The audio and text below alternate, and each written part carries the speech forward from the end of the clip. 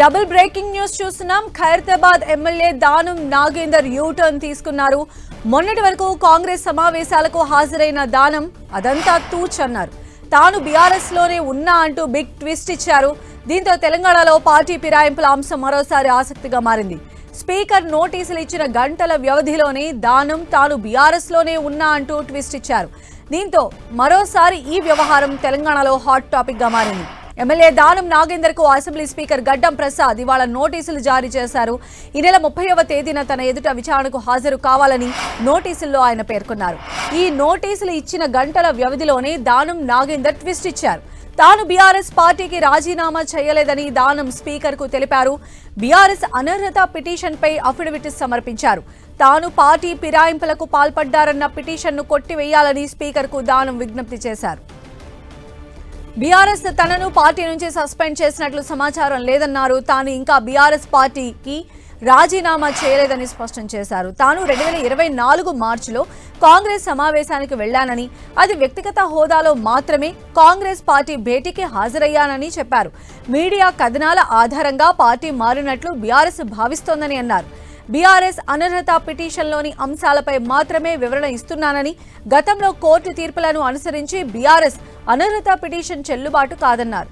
ఇక అంతకుముందు ఎమ్మెల్యే దానం నాగేందర్ కు స్పీకర్ నోటీసులు జారీ చేశారు. ఈ నెల 30న విచారణకు హాజరు కావాలని స్పీకర్ నోటీసులు ఇచ్చారు. ఎమ్మెల్యే దానం నాగేందర్ పైన కౌశిక్ రెడ్డి, ఏలేటి మహేశ్వర్ రెడ్డిలు కలిసి అనర్హత పిటిషన్ వేశారు. ఈ నెల 30న కౌశిక్ రెడ్డి, ఏలేటి కూడా హాజరు కావాలని స్పీకర్ తన నోటీసుల్లో పేర్కొన్నారు.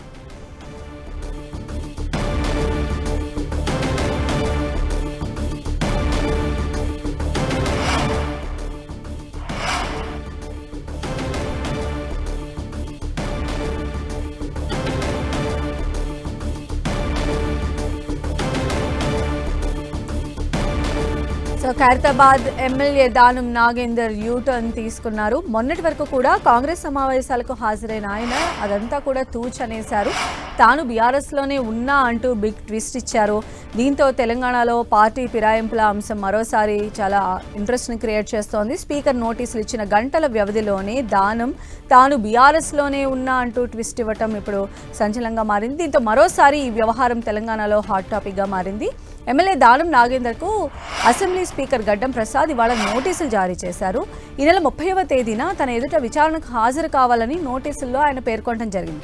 ఈ నోటీసులు ఇచ్చిన గంటల వ్యవధిలోనే దానం నాగేందర్ ట్విస్ట్ ఇచ్చారు. తాను బీఆర్ఎస్ పార్టీకి రాజీనామా చేయలేదని దానం స్పీకర్ కు తెలిపారు. బీఆర్ఎస్ అనర్హత పిటిషన్ పై అఫిడవిట్ కూడా సమర్పించారు. తాను పార్టీ ఫిరాయింపులకు పాల్పడ్డారన్న పిటిషన్ను కొట్టివేయాలని స్పీకర్ కు దానం విజ్ఞప్తి చేశారు. బీఆర్ఎస్ తనను పార్టీ నుంచి సస్పెండ్ చేసినట్లు సమాచారం ఆయన వద్ద లేదని కూడా చెప్పారు. తాను ఇంకా బీఆర్ఎస్ పార్టీకి రాజీనామా చేయలేదని కూడా దానం స్పష్టం చేశారు. తాను 2024 మార్చిలో కాంగ్రెస్ సమావేశానికి వెళ్లానని, అది కూడా వ్యక్తిగత హోదాలో మాత్రమే కాంగ్రెస్ పార్టీ భేటీకి హాజరయ్యానని దానం చెప్పారు. మీడియా కథనాల ఆధారంగా పార్టీ మారినట్లు బీఆర్ఎస్ భావిస్తోందని దానం అనుకున్నారు. సో మరిన్ని అప్డేట్స్ తెలుసుకుందాం. మా ప్రతినిధి ప్రతాప్ మనకు అందిస్తారు. ప్రతాప్, మనం చూస్తున్నాము స్పీకర్ నోటీసులు ఇవ్వటం, దానం నాగేందర్ ఒక్కసారిగా ట్విస్ట్ ఇవ్వటం, సో ఎలాంటి పరిణామాలు చోటు చేసుకునే అవకాశం కనిపిస్తోంది?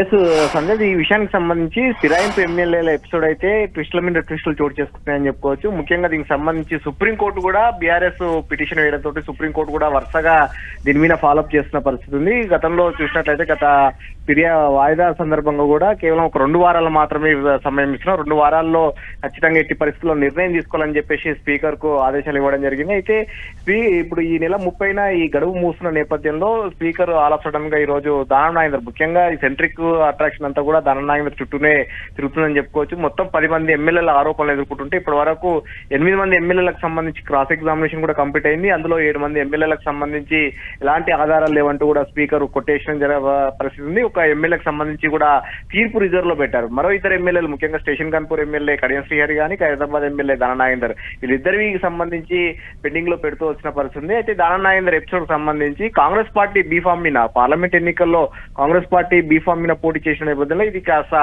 ఇప్పటి వరకు ఎలాంటి స్పీకర్ నోటీస్ లో కూడా స్పందించే Danam Nagender all of sudden గా ఈ రోజు స్పీకర్ నేరుగా క్రాస్ ఎగ్జామినేషన్ సంబంధించి నోటీసులు జారీ చేసిన పరిస్థితి అవుతుంది. ఈ నెల 30న Danam Nagender cross examination attend కావాలంటూ కూడా కూడా నోటీసులు జారీ చేయడం జరిగింది. దాననాగేందర్ తో పాటు దాననాగేందర్ పైన ఎవరైతే కేసులు వేశారో పాడి కౌశిక్ రెడ్డి, అదేవిధంగా BJP MLA LIT Maheshwar Reddy, వారికి కూడా అపోనెంట్ రెస్పాండ్ కింద అతను వాళ్ళు కూడా నోటీసులు ఇవ్వడం జరిగింది. ఎవరైతే కేసు వేసిన నేపథ్యంలో వారు కూడా అటెండ్ కావాలని చెప్పేసి నోటీసులు ఇవ్వడం జరిగింది. ఇదంతా ఈ రోజు ఒకసారిగా నోటీసులు ఇచ్చిన నేపథ్యంలో దాననాగేందర్ ఈవినింగ్ ఈ సాయంత్రానికి మరోసారి దీనికి సంబంధించి ఒక ఇంట్రెస్టింగ్ పరిణామం అయితే చోటు చేసుకుని చెప్పవచ్చు. సాయంత్రానికి దాననాగేందర్ స్పీకర్ ఇచ్చిన నోటీసులో కూడా కౌంటర్ అఫిడవిట్ దాఖలు చేయడం జరిగింది.